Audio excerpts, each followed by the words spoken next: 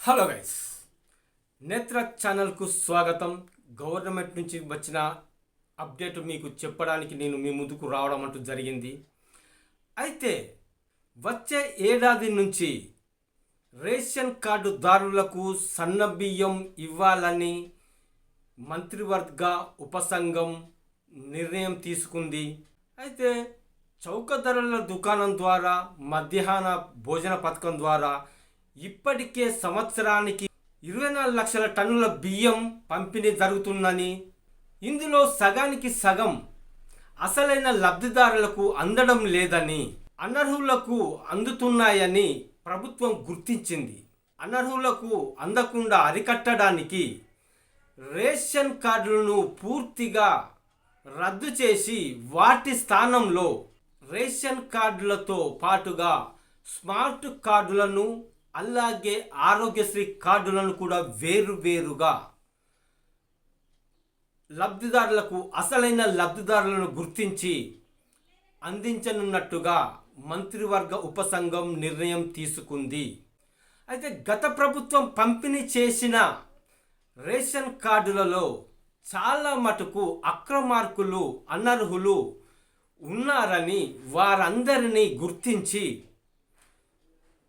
వారందరి కార్డులను రద్దు చేసి వాటి స్థానంలో అసలైన లబ్ధిదారులను గుర్తించి వారికి మాత్రమే ఈ స్మార్ట్ కార్డులను, అలాగే ఆరోగ్యశ్రీ కార్డులను విడివిడిగా పంపిణీ చేసి ప్రజలకు అందిస్తామని తెలిపారు. అయితే ఇది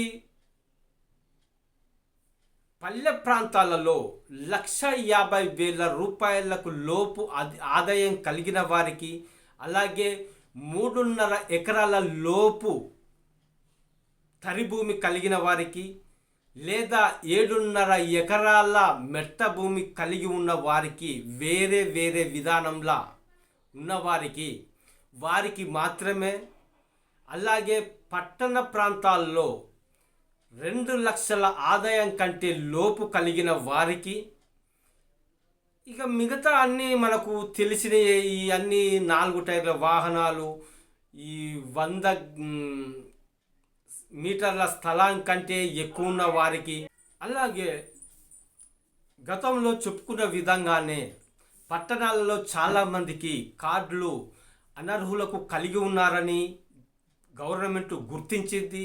వాళ్ళందరి కార్డులను వెంటనే తీసేయడానికి కూడా సిద్ధపడుతున్నట్టుగా తెలుస్తుంది. ఇది ప్రభుత్వం మీద ఏటా అధిక భారం పడుతున్నది.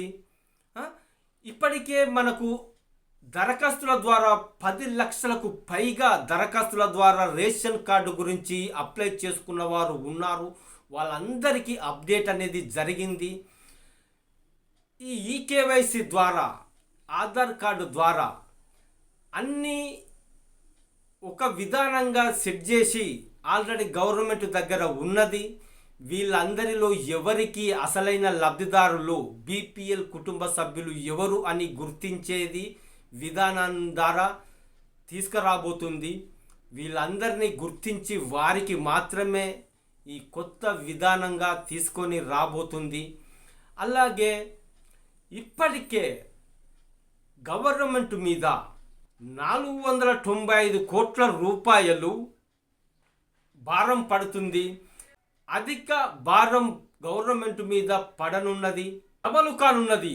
ఈ భారం అనేది దాదాపుగా 956 కోట్ల రూపాయలు అధిక మొత్తంలో గవర్నమెంట్ మీద పడనున్నది.